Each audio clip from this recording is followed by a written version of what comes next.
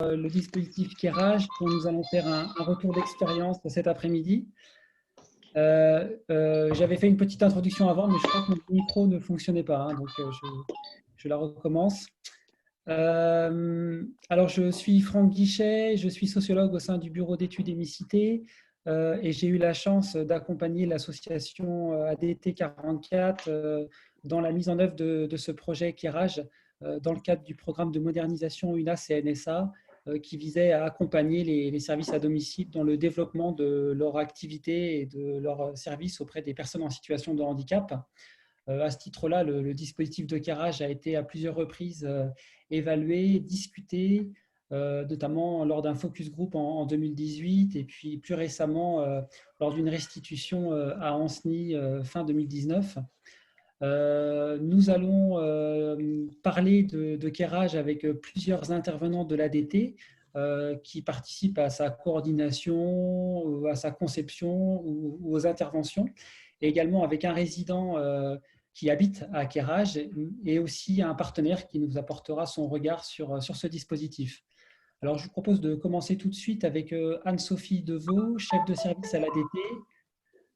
Anne-Sophie, est-ce que vous pouvez nous raconter comment l'association l'ADT s'est retrouvée partie prenante dans la conception et la mise en œuvre de ce projet d'habitat inclusif?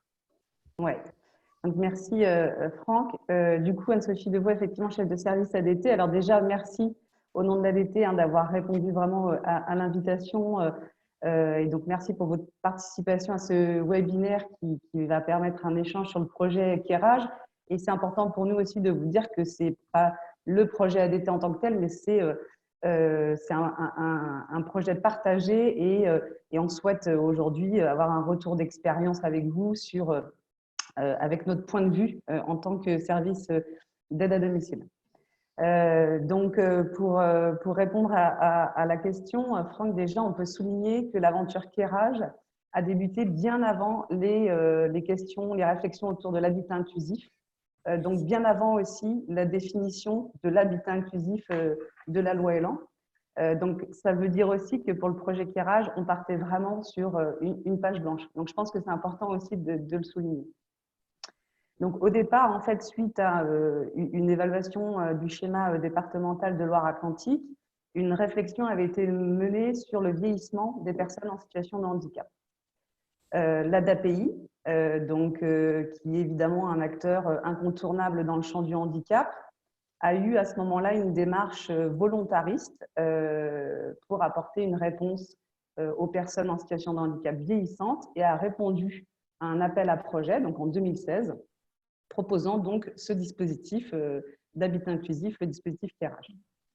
Donc, nous entretenons, nous, ADT, avec l'ADAPI, des relations partenariales de longue date, hein, puisque même historiquement, nous avions déjà des collaborations en local, puis au niveau départemental, autour de l'accompagnement des enfants en situation de handicap et de leur famille, hein, donc l'articulation, les IME-CESAD et nous en tant que service d'aide à domicile.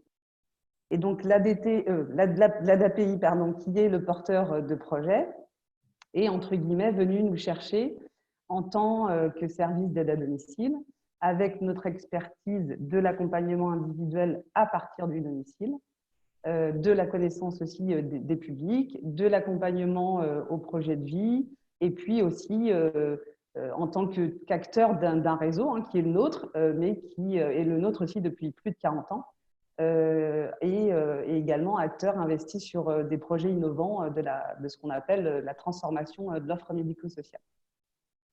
Donc, vous l'aurez bien compris, Keras, c'est un dispositif partenarial auquel on peut d'ailleurs ajouter deux autres acteurs. L'EHPAD Saint-Joseph, donc, qui est la résidence où se trouve Keras, hein, puisque Keras se situe au 4e étage de celui-ci, au plein cœur de Nantes, et qui permet aux résidents de bénéficier aussi des services de l'EHPAD, tels que l'infirmière de nuit, les services religieux, les services coiffure, boutiques, cafétéria, etc. Et puis le 4e acteur est l'association Nantes Nous, qui est spécialiste de l'hébergement solidaire intergénérationnel, donc qui propose principalement de mettre en relation des jeunes de moins de 30 ans avec des plus de 60 ans ou des personnes en situation de handicap, et donc qui permet à 2 jeunes étudiants de vivre au sein de Kerage pour permettre, en plus du lien, d'assurer aussi une certaine veille auprès des locataires. Donc justement, qui sont ces locataires de Kerage et pour qui en fait ce projet a été pensé? Kerage, c'est une résidence en fait qui apporte une réponse adaptée à la situation de 8 personnes en situation de handicap mental ayant arrêté leur activité professionnelle en ESAT. Donc, ce sont donc toutes des personnes locataires de leur logement individuel et qui peuvent créer une cellule à dimension collective grâce à des espaces de vie communs comme la cuisine, des espaces de détente, etc. Mais je vous propose du coup d'entrer désormais vraiment dans le vif du sujet. Je vais te repasser la parole, Franck, mais je vous propose effectivement que du coup, voilà, ce qui intéresse certainement les participants, c'est aussi la vie quotidienne de Kerage. Donc, je vais passer le relais à mes collègues qui vont pouvoir expliquer tout ça. Bien, merci Anne-Sophie de nous avoir resitué un peu le contexte dans lequel ce projet a pu émerger. Alors, on comprend bien que ce n'est pas une apparition complètement spontanée, mais que c'est le résultat en fait de toute une réflexion qui était déjà engagée, de tout un travail partenarial qui était nourri avec d'autres acteurs. Donc, je pense que ça, c'est important à mettre en évidence que ce genre de projet, pour se construire, a besoin de temps, de partenaires, de réflexion. Pour comprendre un peu mieux comment ça se met en œuvre, je vous propose qu'on écoute Anne Lecor, qui est auxiliaire de vie depuis 2007 à l'ADT. Anne Lecor, comment est-ce que vous avez, comment est-ce que vous êtes amené à intervenir dans ce dispositif? Comment est-ce que vous avez été choisi pour intervenir sur ce dispositif? Bien déjà, bonjour à tous. Moi, ça faisait déjà 10 ans que je travaillais à l'ADT. Et puis, j'avais fait aussi des formations sur le handicap au sein de l'ADT. Et au bout de ces 10 ans, ben, c'est là qu'on m'a proposé ce poste à Kerage. Voilà. À Kerage, on intervient 7 jours sur 7, de 10h à 14h et de 16h30 à 20h30. J'ai voulu travailler à ce poste parce que c'était différent de ce que je faisais à l'époque. C'est-à-dire que quand on travaille chez les personnes, c'est de l'individuel. Et là, on me proposait du collectif, mais du collectif en petite structure. Ça, pour moi, c'était important que ce n'était pas une grosse structure. Voilà. Et puis, je trouvais aussi que c'était bien pour les locataires qu'ils étaient libres de faire un peu ce qu'ils avaient envie de faire dans la journée. Et ils avaient le choix aussi. Ça, c'était des choses qui étaient importantes pour moi. Voilà. Est-ce que vous connaissiez déjà les personnes qui allaient venir s'installer au sein de la résidence Kerage? Non, non, pas du tout. Non, non, il a fallu apprendre à se connaître, eux, et puis nous aussi. Voilà, et au départ, ils nous prenaient plus pour des éducateurs, alors qu'il a fallu un petit temps pour leur dire, bah non, nous on n'est pas des éducateurs, on est là pour vous aider, mais pas en éducateur. Ils vous prenaient pour des éducateurs peut-être parce que c'était le type de professionnel avec lequel ils étaient en contact précédemment, avant de venir. Voilà, c'est ça. Et ils avaient peur aussi. Après, ils nous ont dit qu'au départ, ils avaient peur que ce soit strict, en fin de compte, et alors que c'est l'inverse, quoi. Ah, d'accord. Les auxiliaires de vie sont moins stricts que les éducateurs. On apprend des choses aujourd'hui. Non, non, mais au départ, ils nous demandaient tout ce qu'ils avaient envie de faire, ils nous le demandaient parce qu'ils ne savaient pas trop s'ils avaient le droit, s'ils n'avaient pas le droit. Donc, c'est là-dessus, c'était plus libre pour eux, ils font vraiment ce qu'ils ont envie. Comme un logement ailleurs. Hein. Comme quand on est chez soi. Voilà, exactement. Merci Anne Lecor. Alors, on va peut-être continuer avec vous, Jennifer Truquet. Vous êtes cadre de secteur à l'ADT et puis vous avez été présente au lancement de Kerage. Comment ça s'est passé, le démarrage des interventions de l'ADT au sein de Kerage? Alors, en fait, on a démarré courant de l'été 2017, plus précisément fin de l'été aux alentours du 31 août, puisque avant le quatrième étage de la résidence Saint-Joseph était effectivement en travaux. Donc, en fait, on est arrivé vraiment juste à la fin de ces travaux. Évidemment, en amont, on avait travaillé avec l'ADAPI sur la co-construction de notre convention et sur la fiche de poste des intervenants de l'ADT, qui au départ était plutôt orienté sur des intervenants qui intervenaient dans un rôle de maître ou de maîtresse de maison, en tout cas plutôt sur de la gestion de temps collectif. Donc, comme le disait Anne tout à l'heure, on a recruté à l'ADT en interne, vraiment au sein de nos équipes, 4 intervenants initialement qui avaient déjà de l'expérience dans le champ du handicap et qu'on connaissait pour intervenir et se relayer 8 heures par jour et 7 jours sur 7. Donc, notre travail avec l'ADAPI au démarrage a été plutôt orienté sur un plan logistique, pratico-pratique. Il a fallu échanger et réfléchir à tout le matériel nécessaire en termes de mobilier, d'électroménager, qui était donc nécessaire pour la vie de Kerage, des locataires au sein de Kerage. Et puis, bien sûr, tout ce qui était les courses, organisation des courses, comment on organise des courses pour 3 repas par jour, 7 jours sur 7 pour 8 locataires, comment on organise la gestion du linge, un roulement sur les machines à laver. Enfin, tout était vraiment à mettre en œuvre, à réfléchir ensemble, mais aussi en termes de roulement de planning pour pouvoir assurer cette continuité de service à Kerage. Donc nous, on a été finalement présents un tout petit peu avant l'arrivée quand même des locataires, même si on les connaissait pas en amont, comme le disait Anne, sauf pour ceux qu'on avait déjà accompagnés avant. Donc on a préparé les locaux, de laver, ranger la vaisselle, installer le mobilier dans les lieux collectifs, mettre en place le bureau des intervenants de l'ADT à Kerage. Voilà. Et puis donc c'est ce que je disais en fait initialement. Donc on n'avait pas participé à la sélection en fait des locataires pour le dispositif. Donc on a au fur et à mesure de leur installation pu rencontrer les locataires, faire leur connaissance et puis voilà, apprendre à se connaître, hormis les locataires qu'on avait déjà accompagnés au sein de notre association. Donc c'est finalement vraiment à la fin de l'été et au début du dispositif, à l'entrée des locataires dans le dispositif de Kerage, qu'on a pris la mesure de ce qui nous attendait comme accompagnement des locataires. Merci Jennifer. On va revenir avec vous, Anne Lecor, pour que vous nous racontiez de façon un peu plus concrète comment ça se passe une journée à Kerage. Alors vous nous parliez de la liberté que peuvent avoir les personnes qui y résident. Est-ce que ça veut dire qu'elles peuvent se lever alors qu'elles veulent le matin? Oui, exactement. S'ils veulent se lever à 8 heures, ils se lèvent à 8 heures. S'ils veulent se lever à 10h30, ils peuvent. Il n'y a pas de souci.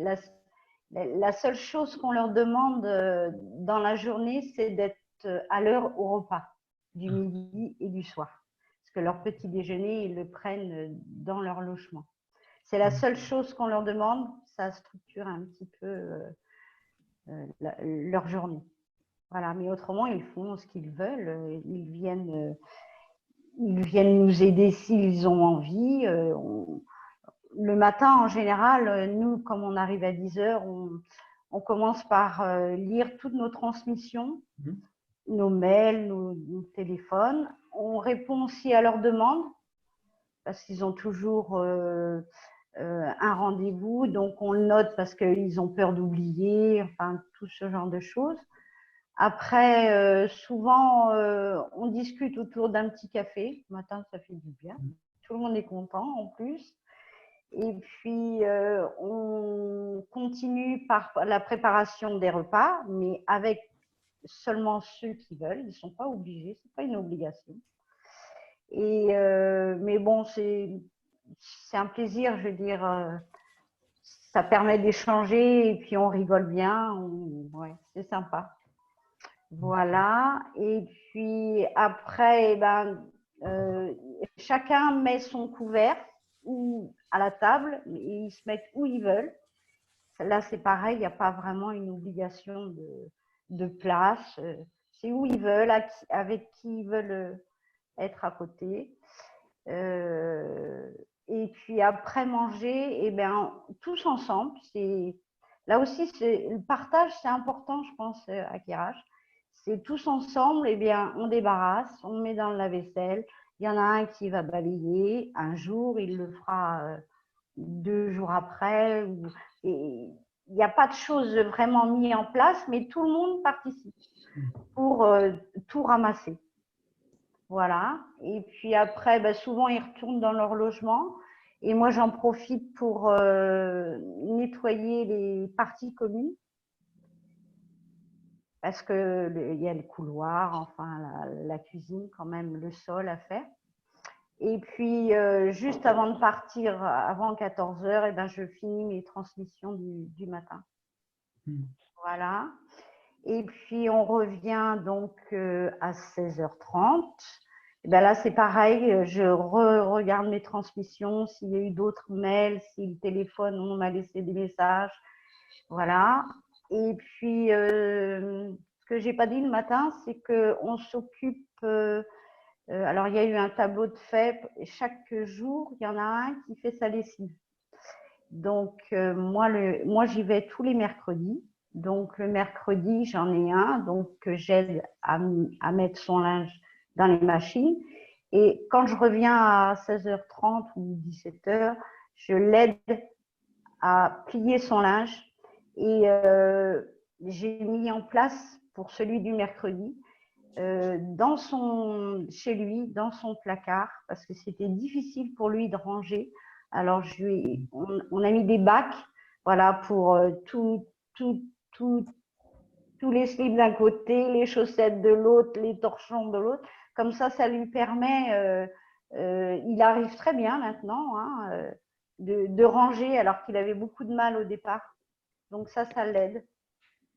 Voilà. Et puis, le mercredi aussi, on reçoit la commande de course. Donc, il faut la réceptionner, regarder si tout est là et tout ranger. Donc, souvent, il y en a des locataires qui nous aident à faire ça. Voilà. Et puis après, ben, si on a un peu de temps et si quelqu'un a envie, eh ben, on fait un jeu de société en attendant. Et puis à 18h, vers 18h10, on va aux cuisines de l'EHPAD pour chercher le repas du soir. Le soir, c'est pas nous qui le préparons, il est déjà prêt. Et donc, on y va seul, hein, le chercher. Là, par contre, on est seul pour y aller. Et on a juste à faire réchauffer, quoi. Et puis après, c'est un petit peu comme le midi, ils viennent, ils peuvent regarder la télé dans le salon s'ils ont envie, ils mettent leur couvert, on discute un petit peu. Et puis voilà, hein, on refait le même schéma, tout le monde redébarrasse.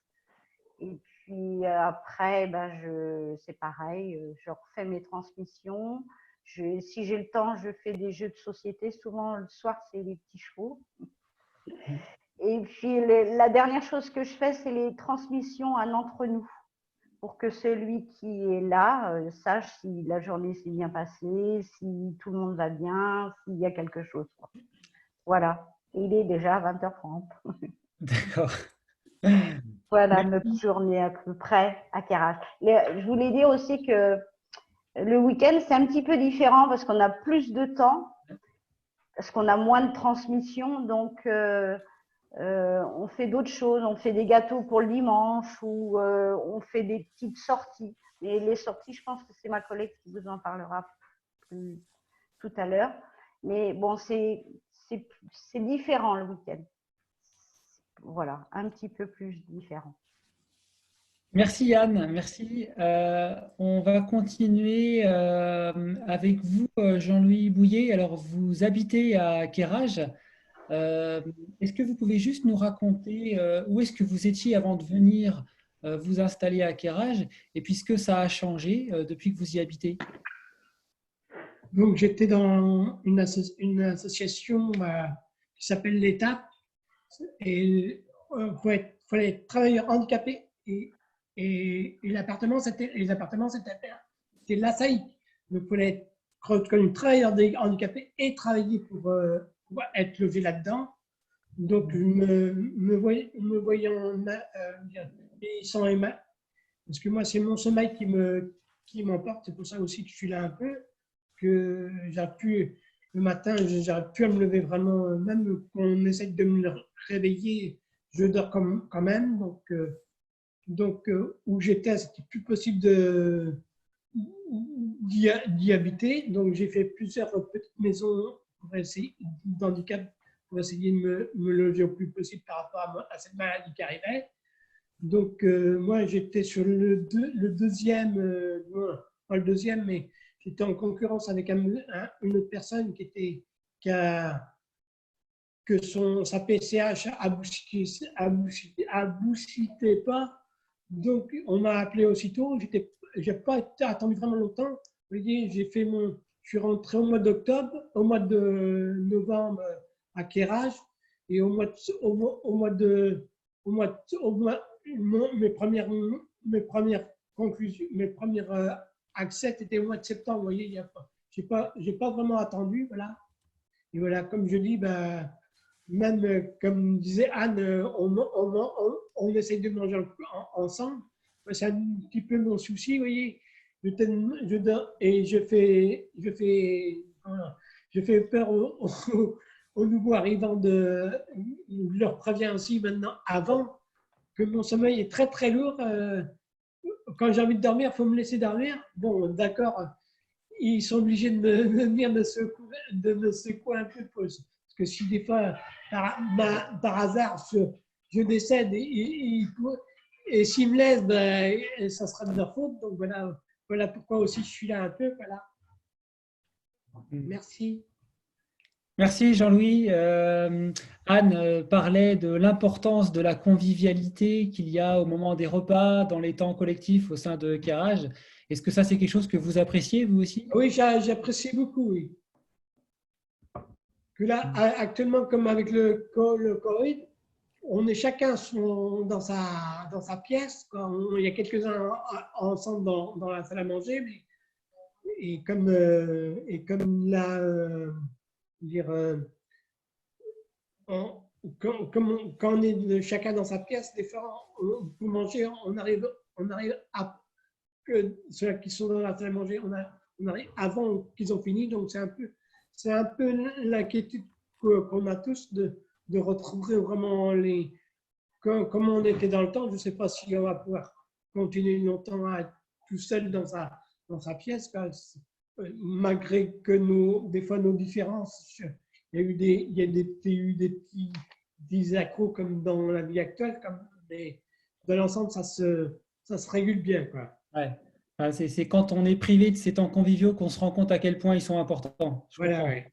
Ouais, je comprends. Merci Jean-Louis, merci pour votre témoignage. Alors, je vous propose qu'on continue ce retour d'expérience en revenant avec vous, Jennifer Turquet.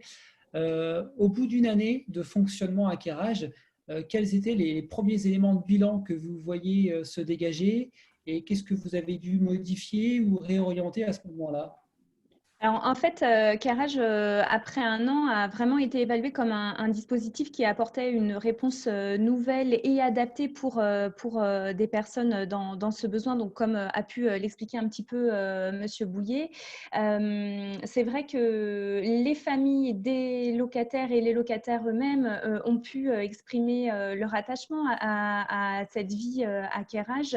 On avait, voilà, pour l'occasion, fêté les 1 an de Quérage avec les familles, les locataires et tous les acteurs du dispositif. Et c'est vrai qu'en est vraiment ressorti une grande satisfaction de la part des locataires qui y vivent au quotidien. C'est vrai que Quérage, c'est un dispositif qui est innovant et qui associe quand même plusieurs partenaires, donc l'ADAPI, le conseil départemental, la MDPH, ADT. Voilà, ce qui est vraiment ressorti, c'était ça au bout d'un an. Et Et aussi, a été mis en avant quand même le fait que les intervenants d'ADT n'assuraient pas uniquement un travail de maître ou de maîtresse de maison au sens strict de gérer la vie en collectivité, de gérer que le quotidien, l'animation des temps collectifs, mais étaient aussi sollicités pour des demandes individuelles de la part des locataires. Alors, ces demandes-là, évidemment, on n'était pas tout seul à l'ADAPI. On travaillait avec une aide-soignante et une assistante sociale et une coordinatrice de Kerage qui étaient présents pour pouvoir aussi répondre à ces sollicitations des locataires. Néanmoins, l'habitude faisant, voilà, les intervenants d'ADT intervenant 8 heures par jour, 7 jours sur 7, effectivement, les habitudes étaient que les locataires s'orientaient sur des questions individuelles auprès des intervenants ADT. Alors, finalement, un petit peu au début, on se posait la question et on essayait de répondre. Alors, parfois, on répondait peu, parfois, on répondait bien, parfois, on répondait peut-être pas ce qu'il aurait fallu. Donc, c'est vrai que ça a été aussi cette coordination à trouver sur cette mise en place. Pour donner un petit peu des exemples, des locataires pouvaient solliciter les intervenants de l'ADT pour aller acheter des billets de train, pour prendre des rendez-vous médicaux, sur des questions d'argent. Voilà. Et donc, c'était toutes ces petites questions du quotidien pour lesquelles il fallait apporter une réponse adaptée aux locataires, pour lesquelles on n'était pas forcément toujours... on ne savait pas toujours si c'était nous, si c'était le médecin, si c'était le tuteur, si c'était le collègue ou la collègue de l'ADAPI. Donc, étant donné ça, on a pu, en lien avec les partenaires, faire évoluer le poste de maître ou maîtresse de maison à Kerage vers un poste d'accompagnant. Donc, on a fait évoluer effectivement la fiche de poste pour pouvoir mettre en adéquation la fiche de poste des intervenants avec le quotidien. Merci Jennifer. Alors Virginie Fougère, je me tourne vers vous. Vous êtes cadre de secteur à l'ADT et puis c'est vous qui assurez la coordination du dispositif de Kerage depuis juillet 2019. Alors justement, en poursuivant un peu ce qu'indiquait Jennifer dans l'évolution du poste initialement prévu de maîtresse de maison à un poste d'accompagnant, comment ça a évolué l'organisation des interventions de l'ADT? Oui, bonjour. Donc, effectivement, j'ai pris le relais de Jennifer dans la coordination en juillet 2019. Ça s'est traduit effectivement par un changement un petit peu dans l'organisation et notamment par une nouvelle convention qui a été signée entre l'ADAPI et l'ADT en avril 2019, liée à l'augmentation de la PCH mutualisée et donc qui est inscrit en fait sur cette convention que l'ADT intervient jusqu'à 10 heures par jour, toujours du lundi au dimanche, et où il est renoté, comme disait Jennifer tout à l'heure, la nouvelle fiche de poste des accompagnants ADT qui ne sont plus, en tout cas, sur un poste de maîtresse de maison comme maître ou maîtresse de maison comme au début. Les conséquences du coup de cette évolution, c'est d'abord la montée en compétences des intervenants de Kerage, puisqu'on est davantage sur un profil éducatif et social, un profil d'assistant de vie, et donc ça passe aussi par la formation, la montée en compétences par la formation qui est apportée aussi par l'ADAPI, puisque là, récemment, il y a quelques mois, les intervenants de Kerage ont assisté à une formation qui était présentée par l'ADAPI sur le handicap, le lien entre handicap et vieillissement. Voilà. Donc concrètement, l'organisation de nos interventions a évolué par l'intégration de 2 nouvelles intervenantes, donc, dont Laurence, qui parlera tout à l'heure, 2 intervenantes plutôt sur le profil que j'ai cité juste avant, pour mettre en place en fait une animation en lien vraiment avec les besoins et les attentes des locataires. Donc animation aussi bien collective qu'individuelle en fonction des demandes. Donc par exemple, Laurence en parlera peut-être tout à l'heure, mais il y a eu des accompagnements, des sorties pour voir les marais salants de Guérande, Il y a eu, ils sont allés au théâtre Gralin à Nantes. Ils ont assisté à des concerts, des folles journées à Nantes. Donc voilà, donc plein d'animations en fonction de ce qui est proposé, en tout cas des événements nantais. Et donc ce sont les intervenants qui proposent ces animations. La deuxième chose, en tout cas par rapport à cette évolution, c'est que ça a permis de changer un petit peu le mode de fonctionnement au niveau des courses, puisque effectivement on était centré essentiellement sur des courses livrées par manque de temps. Et donc l'augmentation de cette PCH a permis d'associer en fait les locataires dans le choix des produits frais, qui puissent se déplacer en magasin avec les intervenants pour être davantage associés à ce choix. Ce qui a changé également, c'est que les intervenants sont maintenant amenés à prendre des rendez-vous médicaux à la demande des familles ou des tuteurs et d'accompagner les locataires quand ils en ont envie, en tout cas quand ils en ont besoin. Ça dépend des locataires, ça dépend des rendez-vous. Et les intervenants, du coup, sont amenés après à faire des comptes rendus au tuteur ou à la famille sur ce qui s'est dit en fait pendant ces rendez-vous médicaux.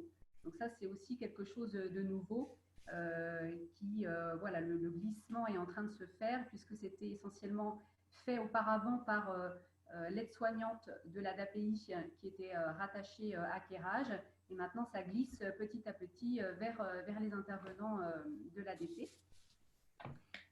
Les intervenants d'ADT, du coup, qui sont de plus en plus sollicités pour répondre aux demandes individuelles des locataires. Donc, si ça rentre bien évidemment dans leur champ de compétences, si ce n'est pas le cas, du coup, les accompagnants de Quérage doivent savoir réorienter par rapport aux demandes, donc réorienter soit vers l'aide-soignante de la DAPI si c'est une question plutôt d'ordre médical, réorienter vers les tuteurs ou bien vers nous, cadres de l'ADT, si effectivement les questions sont hors champ de compétences. Donc, par exemple, ce qui a changé, c'est que là, les accompagnants de Quérage ont aidé et accompagné les locataires à choisir leur lieu de vacances pour cet été. Ils seront peut-être compromis, mais en tout cas, étant donné la période actuelle, mais qui les ont aidés à choisir et à pré-réserver en fait leurs vacances. Voilà, donc ça, c'est aussi quelque chose de nouveau et qui tend à évoluer, en tout cas, dans leur mission.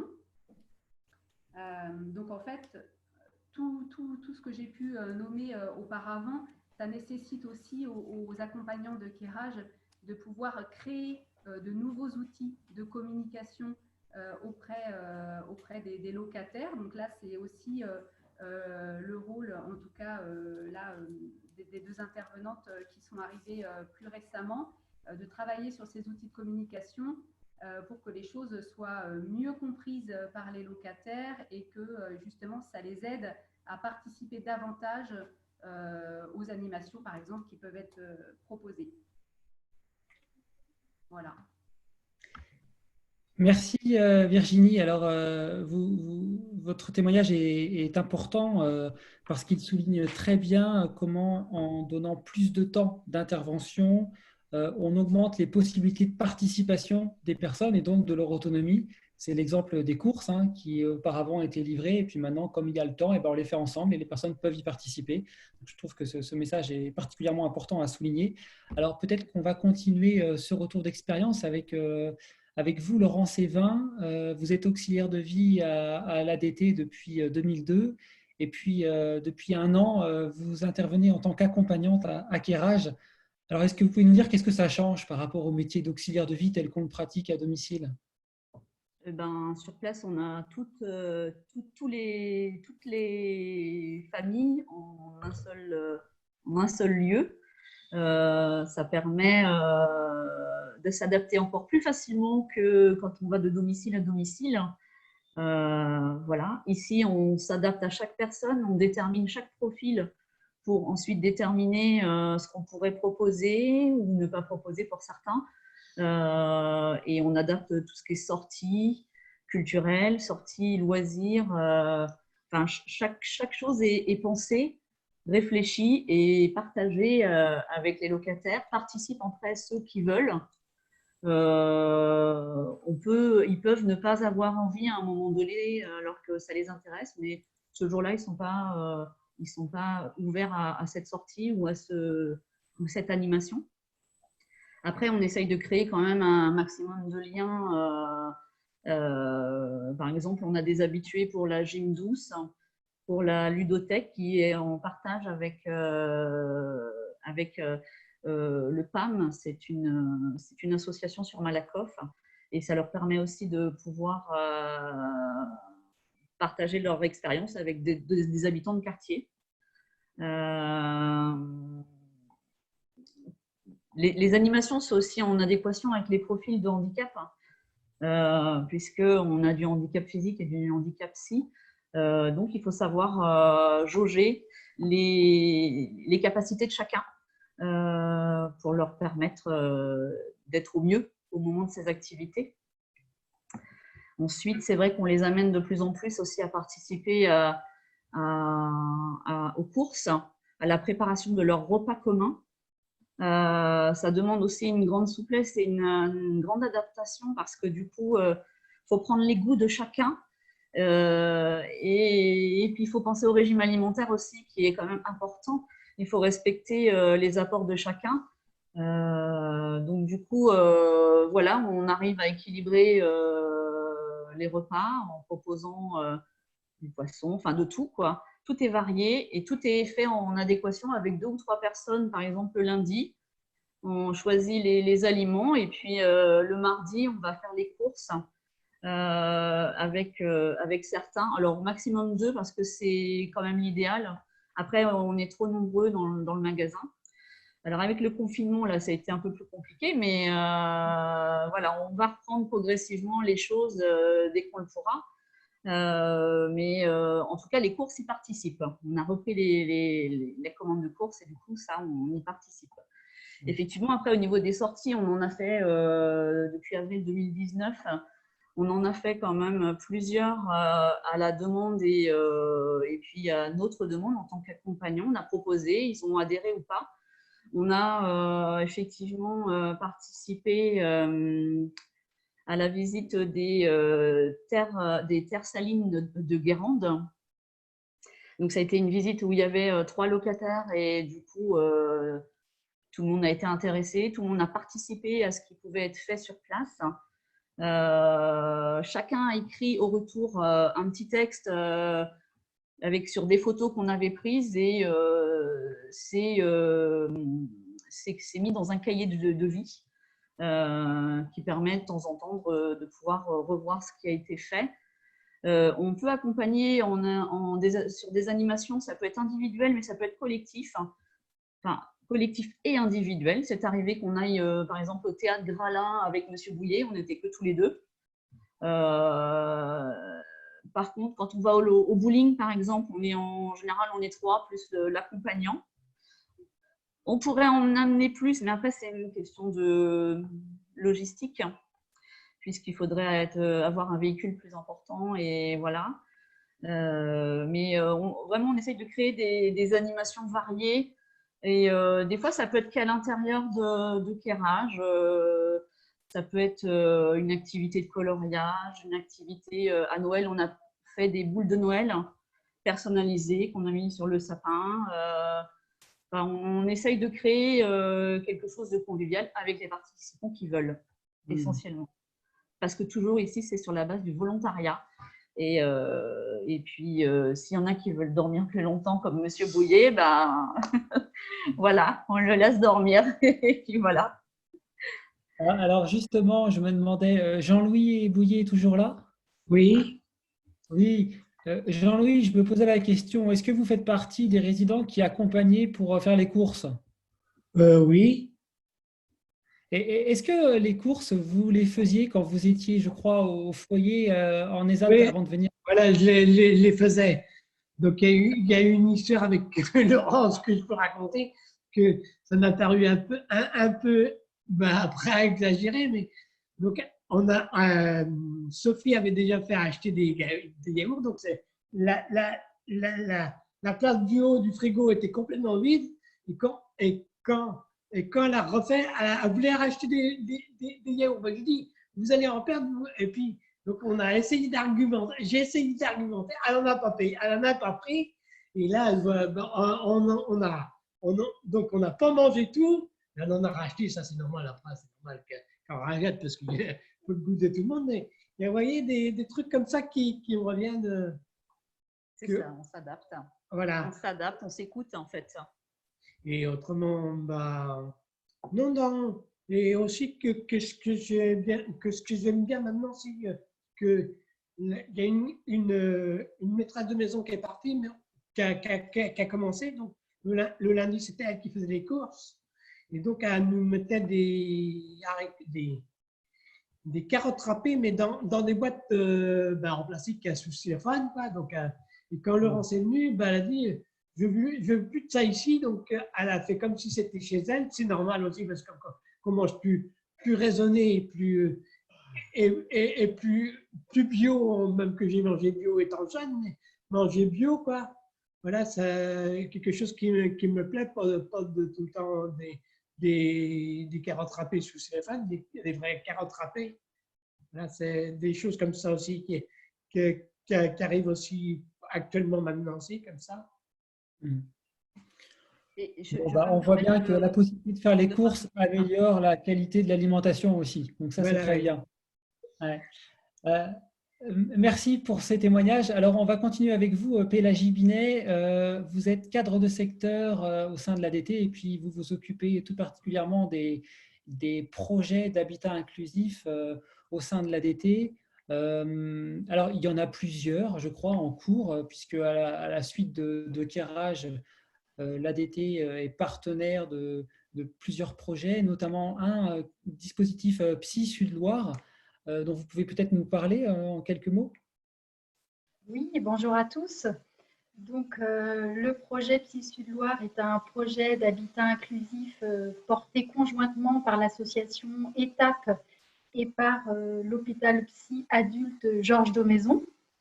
Ce projet s'adresse à des adultes en situation de handicap psychique.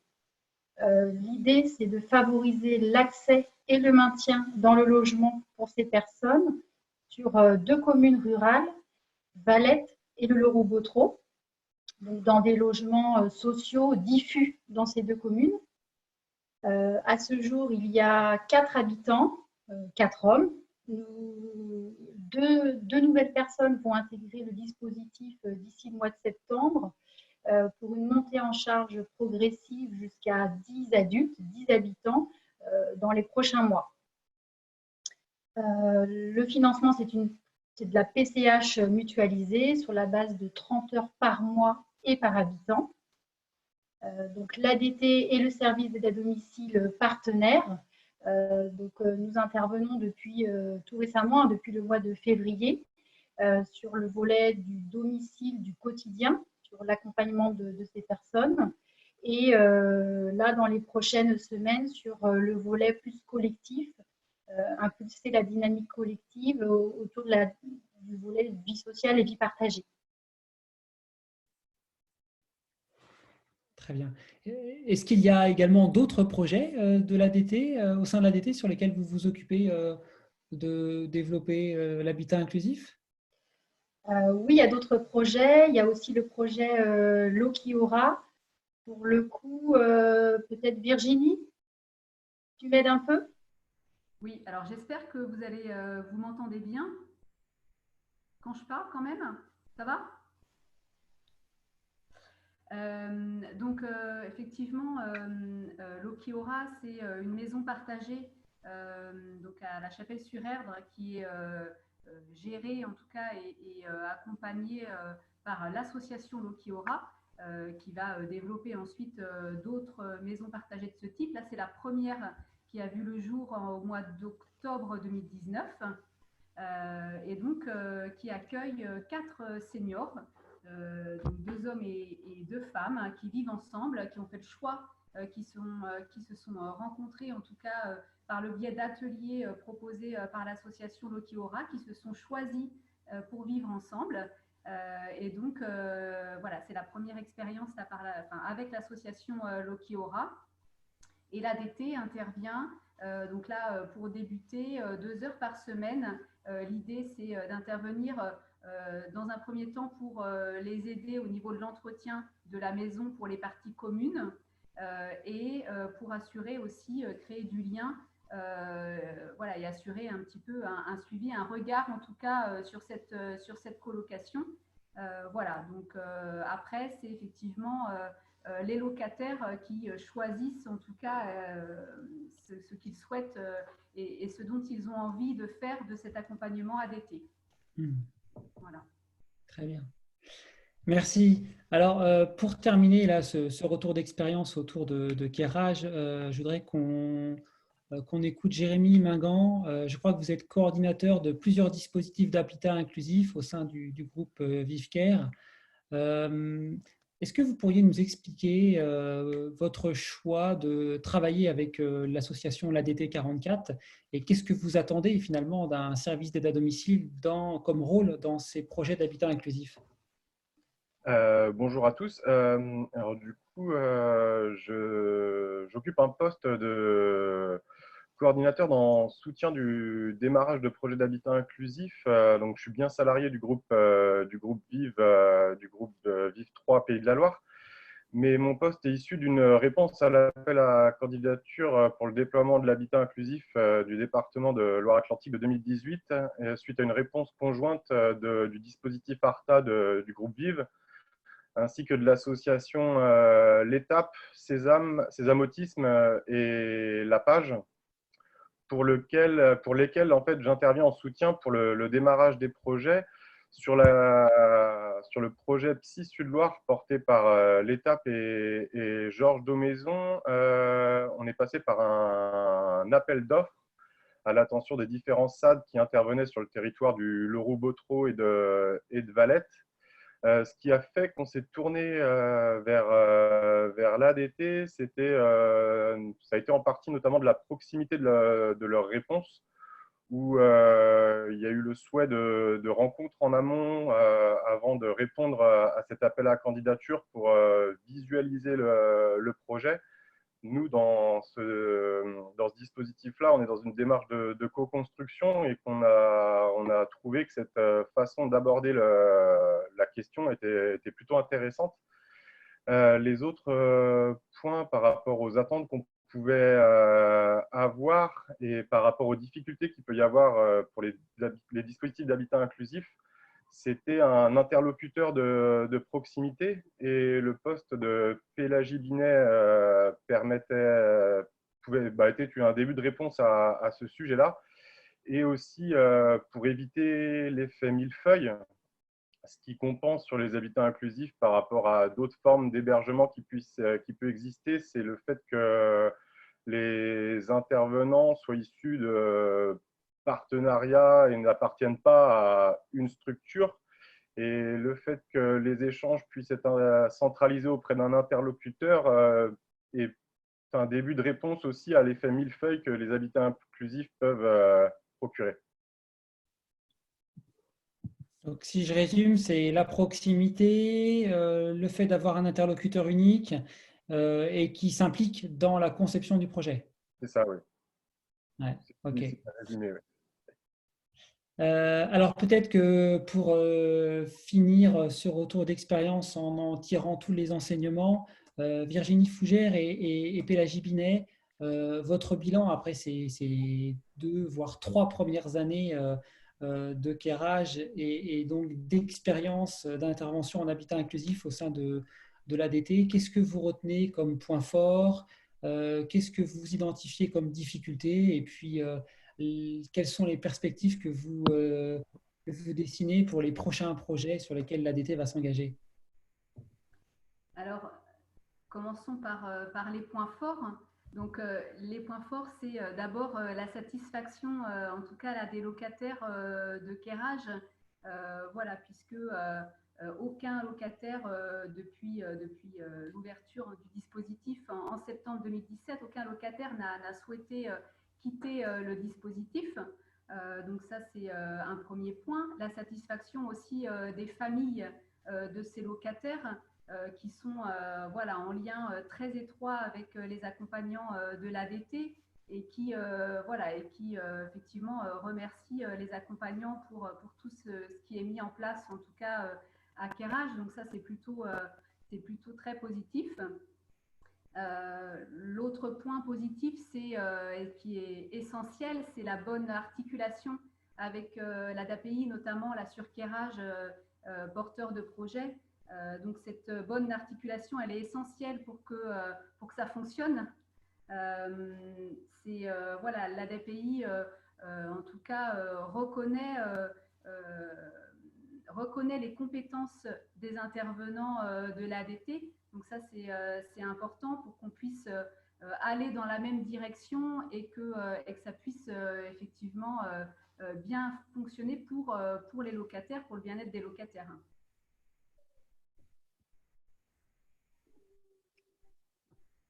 Est-ce que tu complètes, Virginie, du point de vue des intervenantes?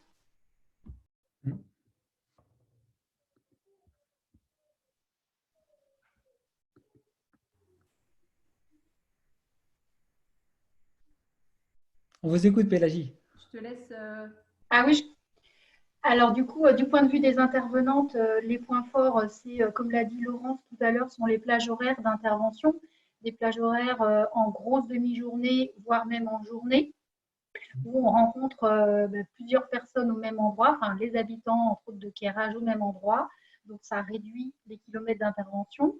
Il y a une régularité dans les plannings. Chaque intervenante est référencée sur un jour ou plusieurs jours d'intervention dans la semaine. Donc, il y a de la régularité.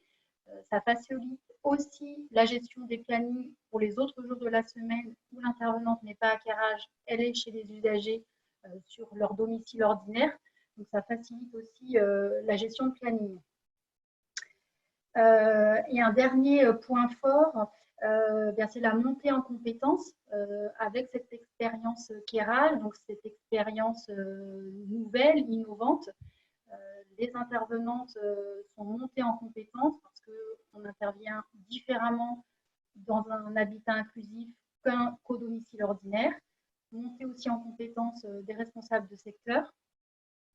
Donc, cette montée en compétences, elle continue, elle ne cesse d'évoluer à travers les autres projets d'habitat inclusif.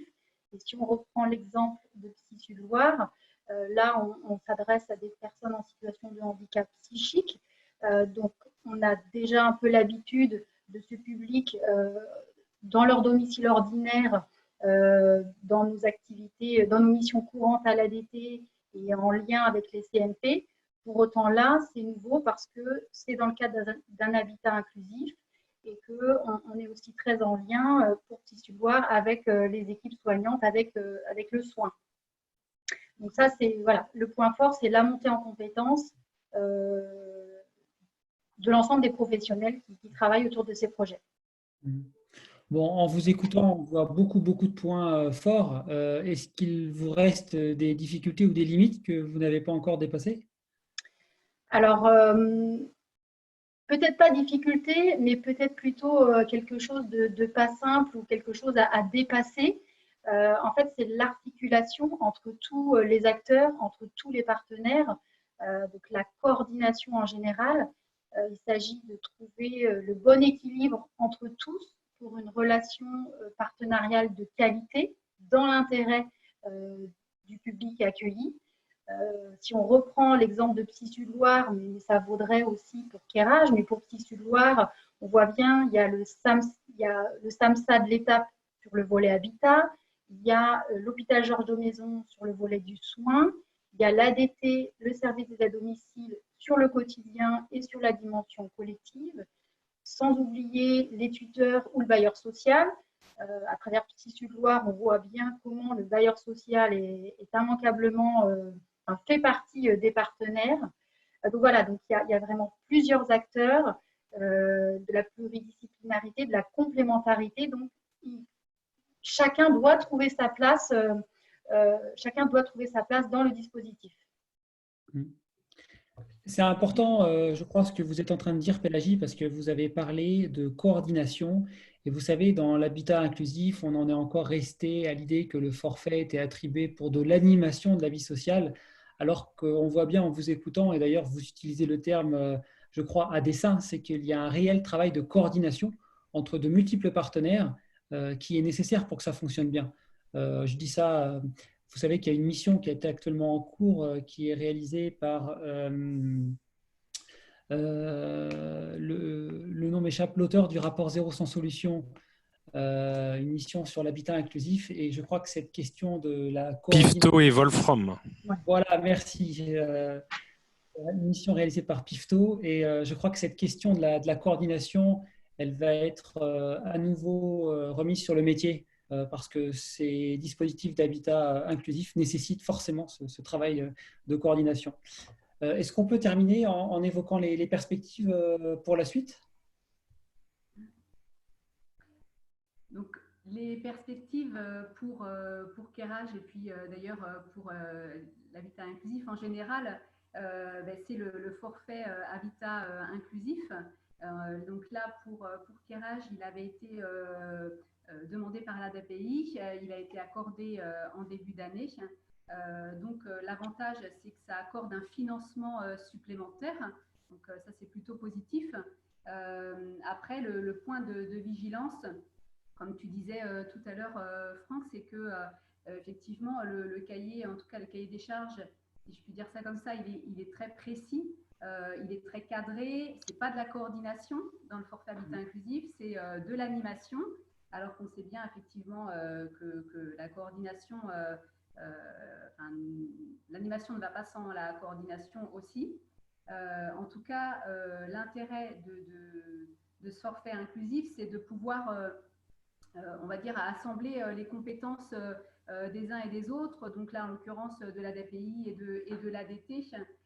Et le but ultime, c'est de pouvoir développer, surtout pérenniser, puisque du coup, l'animation, la partie animation a déjà été développée grâce à la PCH mutualisée.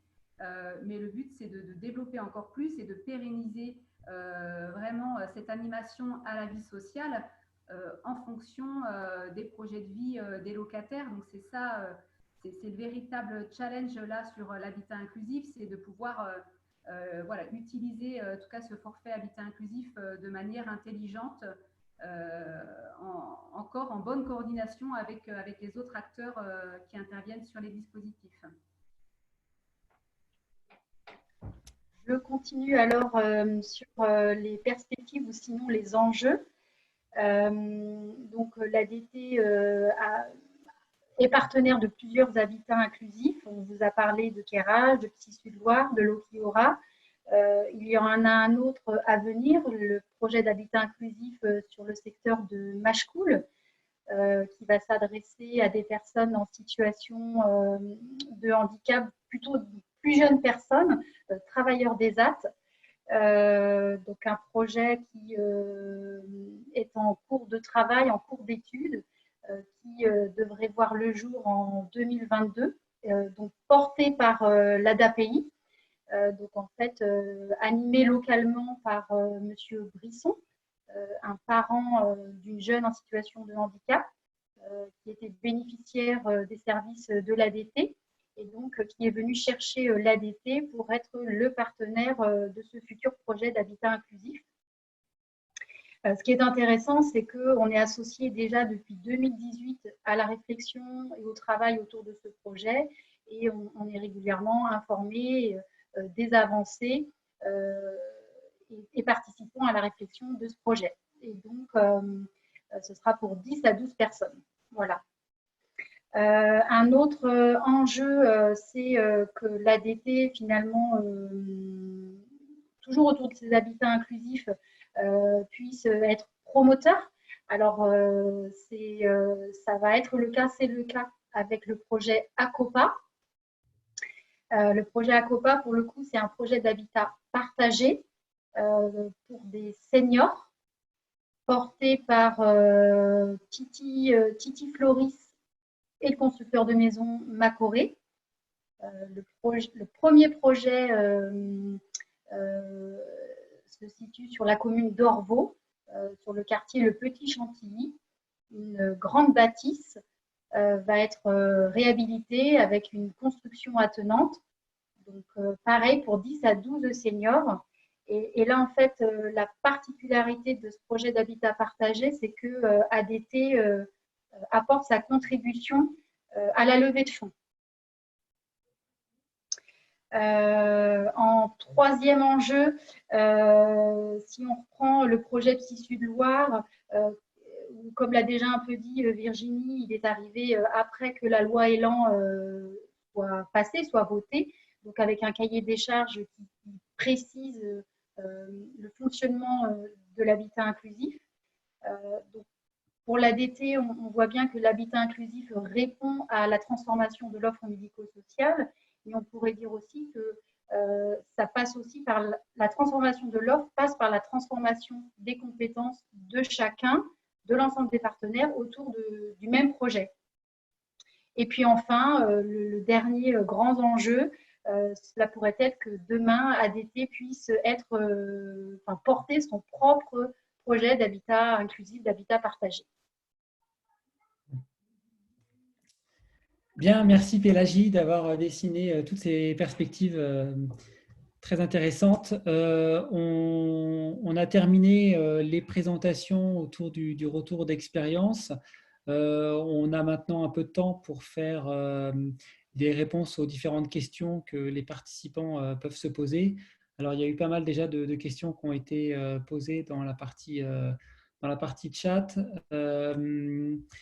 On commence par, je vois les toutes dernières autour de la coordination. Une question qui est posée sur les temps de coordination. Qui finance ces temps de coordination? Très bonne question.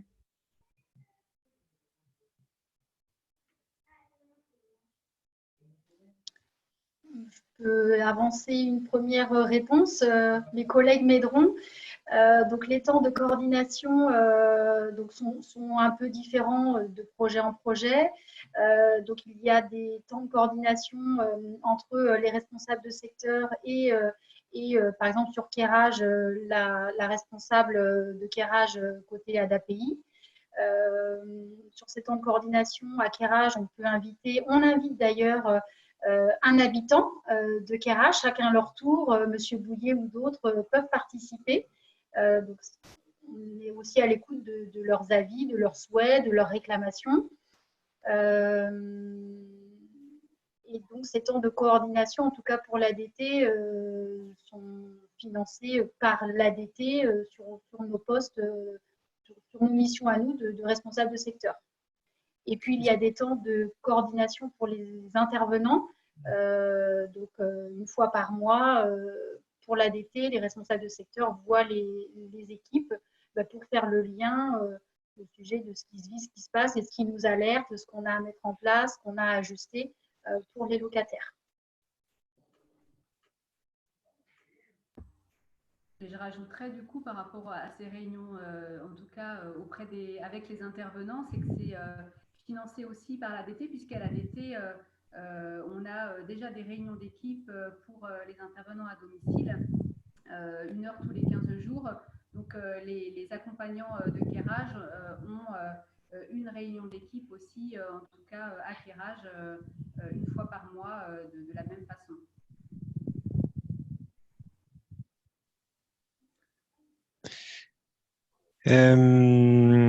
Franck, si tu veux, je veux bien. Donc, je suis Geoffroy Verdier, directeur d'ADT, et du coup, je veux bien. J'ai vu un certain nombre de questions là sur le financement, essayer de répondre en grosse maille.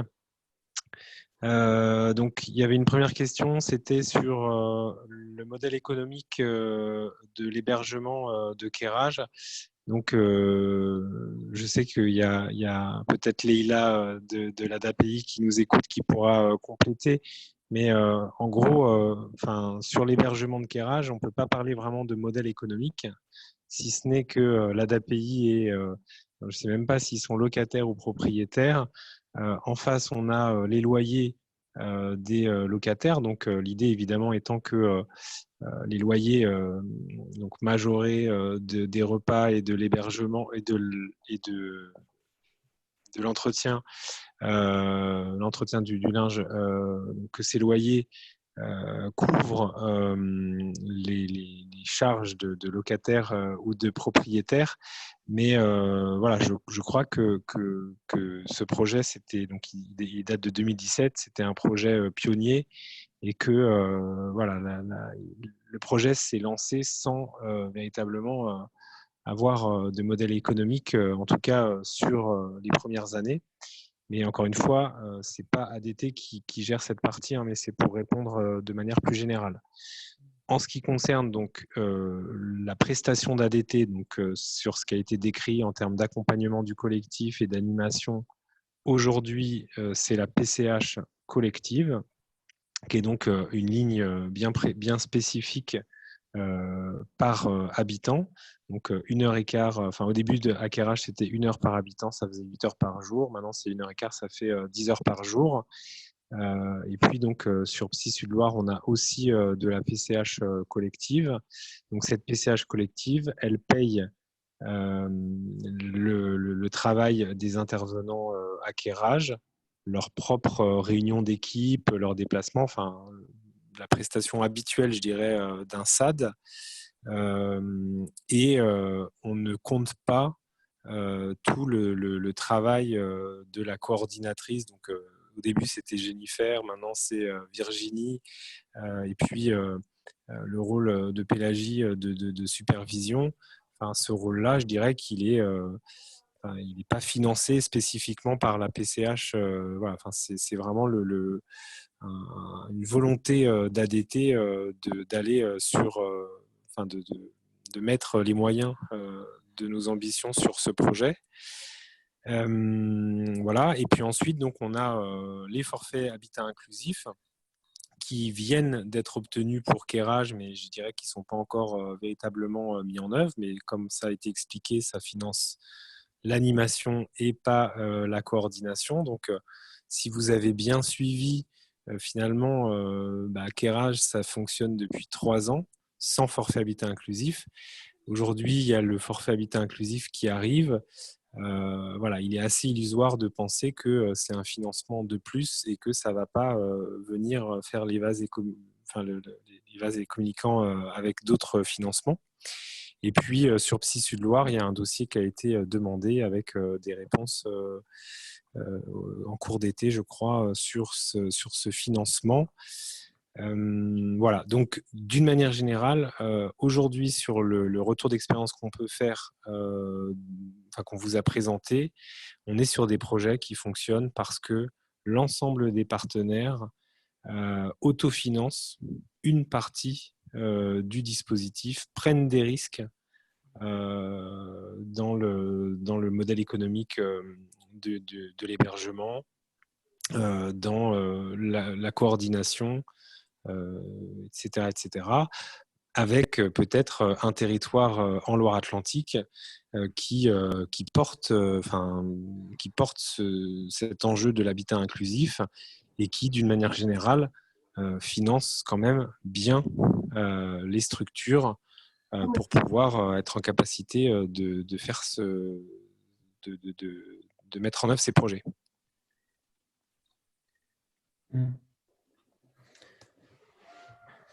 Une question est posée sur une question et une proposition plutôt. Est-ce qu'on ne pourrait pas envisager une prestation de type fonction support dans le cadre de la nomenclature Séraphin? Donc j'imagine que ça serait pour allouer une ressource un peu pérenne à ces dispositifs d'habitat inclusif. On évoquait un peu plus tôt la mission menée actuellement par Denis Pifteau sur l'habitat inclusif. Je pense que ça fait partie des attendus de cette mission, justement, que d'arriver à identifier comment il serait possible d'affecter des ressources de façon plus pérenne à ces dispositifs et de façon à couvrir également tout le travail de coordination qui aujourd'hui relève surtout de l'engagement personnel ou volontaire des partenaires. J'imagine que donc moi la réponse que je pourrais faire en fait, c'est que là où on en est de notre retour d'expérience, on touche la limite de la question de la transformation de l'offre médico-sociale. C'est-à-dire qu'aujourd'hui, ce qu'on vous a présenté comme dispositif d'habitat inclusif, c'est des partenaires, donc je l'ai déjà dit, avec une volonté forte qui va jusqu'à autofinancer une partie de leur action, mais c'est des partenaires qui sont les uns à côté des autres, avec des financements en silo, et on voit bien que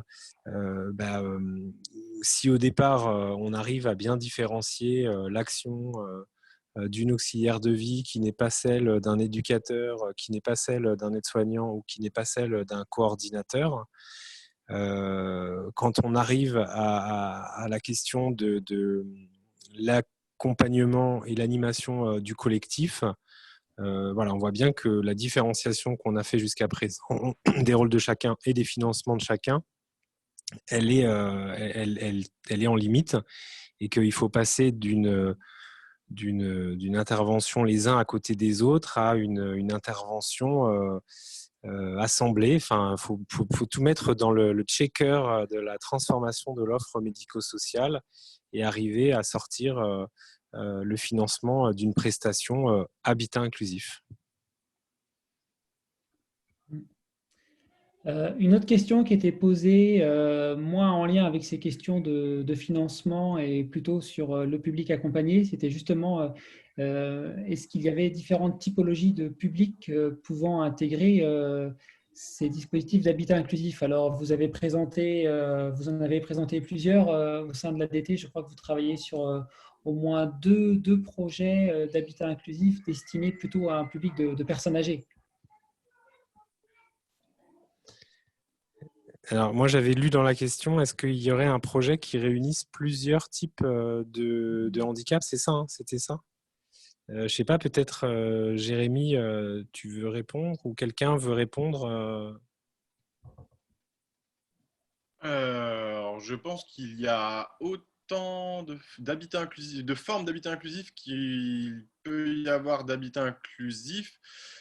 Sur cette question d'accueillir au sein d'un même dispositif des habitants qui auraient différentes pathologies, ça existe. Dans le sud de la France, notamment, il y a des projets de ce type-là. Je pense que ce qui peut créer du lien entre les habitants, c'est des attentes communes. Et est-ce que de ce fait-là, ce n'est pas une pathologie qui peut toucher? Je pense que l'habitat inclusif permet de tout envisager.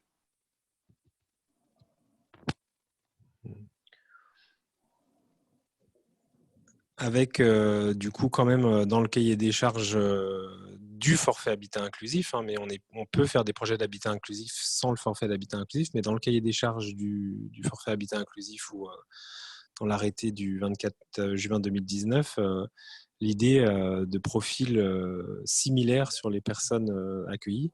Mais comme le dit Jérémy, c'est pas parce que, enfin, projet de vie similaire, pardon, profil ou projet de vie similaire, ça ne veut pas dire qu'on doit avoir la même pathologie, le même handicap ou exactement le.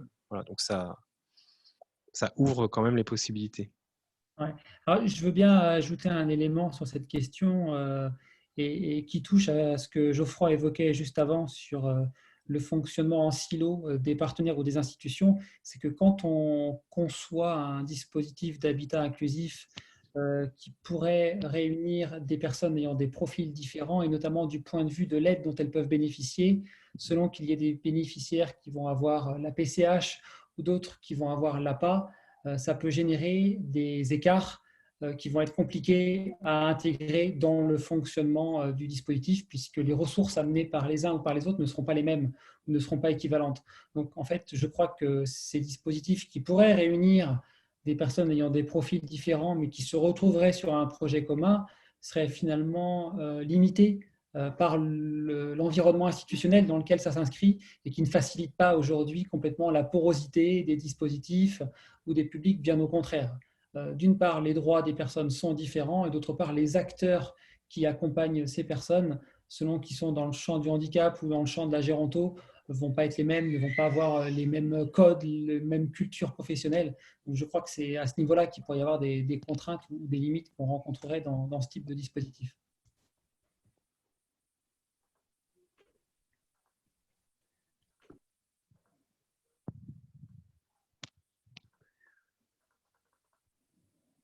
Alors, à ce stade, je sais pas, Franck, si tu avais d'autres questions dans le chat. Peut-être que je sais que parmi les personnes qui nous écoutent, il y a des personnes qu'on aurait pu solliciter en direct pour témoigner et qui souhaiteraient le faire. N'hésitez pas, hein, la parole est libre. Alors, c'était moins une question qu'une remarque qui a été formulée et que je ne retrouve pas, je ne sais pas si elle y est restée, qui disait que c'était la bonne direction, qu'un SAD comme l'ADT souhaite à son tour être porteur de projets d'habitat inclusif et pas seulement partenaire de projets qui se conçoivent dans les services à domicile. Alors, moi, je trouve que cette question elle mérite d'être discutée, puisqu'aujourd'hui, en grande partie, ces projets sont conçus et pilotés par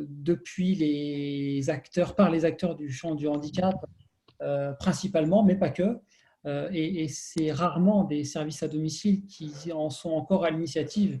Et on voit au contraire toute la somme de difficultés ou de contraintes ou de limites que les services à domicile ont quand ils se donnent ce rôle d'être à l'initiative, d'être les pilotes de ce type de projet. Et pourtant, on est, je crois, assez nombreux à être convaincus de l'intérêt qu'a un service à domicile comme l'ADT, en capitalisant ses expériences d'intervention, de partenariat dans ces habitats inclusifs, deviennent à son tour un porteur de projet. Ouais, c'est effectivement l'ambition sur Acopa. Alors, on est toujours plus fort à plusieurs, donc on a rejoint la SCOP Titi Floris et le constructeur Macoré, mais c'est vrai qu'on est là dans ce projet, donc c'est un projet qui part d'une société coopérative d'intérêt collectif, hein, ce qui fait que on est à la fois intéressé dans le financement des projets, mais surtout dans la gouvernance et donc dans la direction que vont prendre ces projets. Et c'est vrai que des projets comme Acopa, donc en direction des personnes âgées, le premier enjeu, je dirais, c'est d'abord de faire la démonstration d'un modèle économique qui fonctionne pour ensuite dupliquer. D'abord, Acopa, ce n'est pas un projet, mais ce sera autant qu'il en sera nécessaire sur la Loire-Atlantique.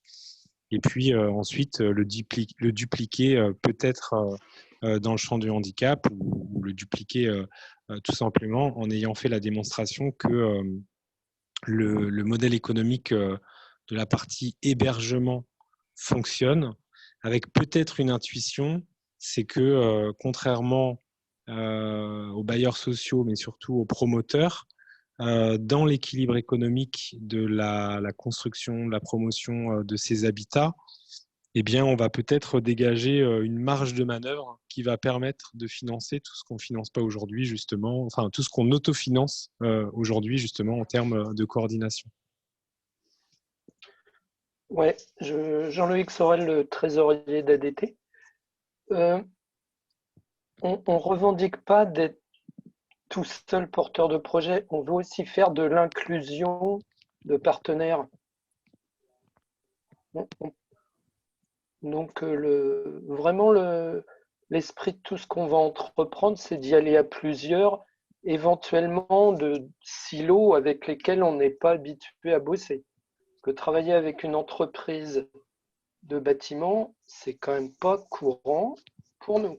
Mais l'idée, c'est vraiment de casser tous ces silos pour ouvrir des choses à plusieurs. Et on ne revendique pas d'être... on ne sera jamais porteur de projet tout seul. Voilà, c'est ça ce que je veux dire. Ça n'a pas de sens. C'est contraire à l'esprit de ce dont on parle depuis tout à l'heure. Voilà, c'était juste l'élément dynamique que je voulais préciser.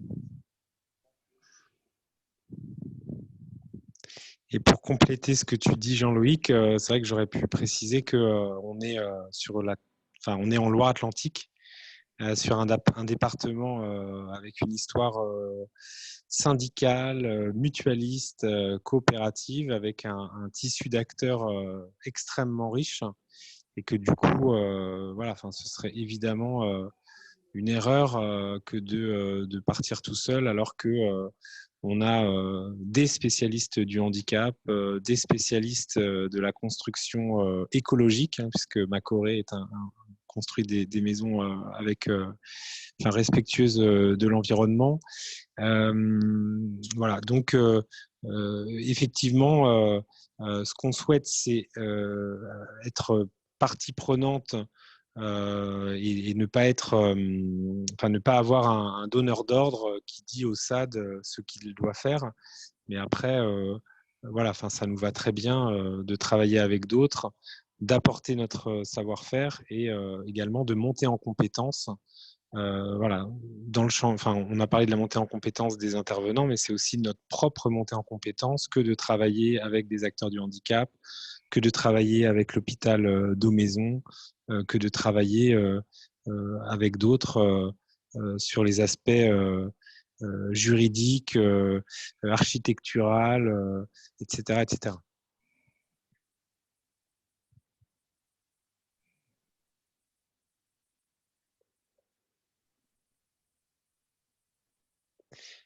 Parmi les participants, si vous n'avez pas de questions, si vous voulez prendre la parole, n'hésitez pas. Si vous voulez apporter un éclairage. J'espère qu'on a répondu à... Alors, il y a Laurence qui nous pose la question de Jean-Louis, tout le monde l'a lu d'ailleurs, pour partager les activités tous ensemble, est-il envisagé d'avoir un plus grand véhicule sur Kerrage? Donc justement, quand vous en avez parlé tout à l'heure, je me suis dit, mais évidemment, puisque on est associé, on entretient les meilleures relations avec Titi Floris, qui est quand même le spécialiste du transport sur la Loire-Atlantique, avec des véhicules adaptés, petits et grands. Donc, par exemple, il n'est pas du tout envisagé que ADT ou je ne sais qui s'équipe d'un véhicule spécialisé. Par contre, on n'a pas très loin à faire pour aller trouver le véhicule qui permettrait d'aller à neuf au bowling ou dans les marais salants.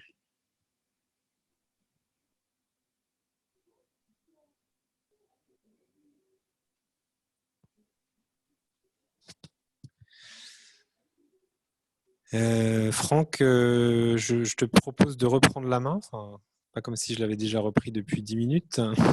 Je fais un monologue.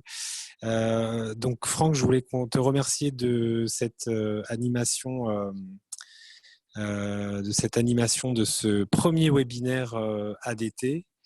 Je voulais également remercier l'ensemble des intervenants ADT, Jean-Louis, Jérémy, qui ont pu éclairer la discussion de leurs différents regards. Et puis évidemment remercier toutes les personnes qui nous ont suivis. Vous avez remarqué que le webinaire était enregistré, ce qui veut dire qu'on pourra le diffuser en replay. C'était une première pour nous, en toute simplicité, de pouvoir, en ces temps de confinement, même si on commence à se déconfiner, de pouvoir partager notre expérience. C'était une première, et donc on remet ça la semaine prochaine, jeudi 4 juin à 14h, sur notre projet Libérons nos énergies. Je vous remercie toutes et tous et je souhaite un bon week-end déconfiné à moins de 100 km à ceux qui vont en profiter. Et à partir de mardi, vous pourrez venir nous voir jusqu'en Loire-Atlantique. À bientôt. Au revoir, merci Geoffroy, merci toute l'équipe de l'ADT. Merci, à bientôt. Au revoir. Merci Franck. Merci, au revoir. Au revoir.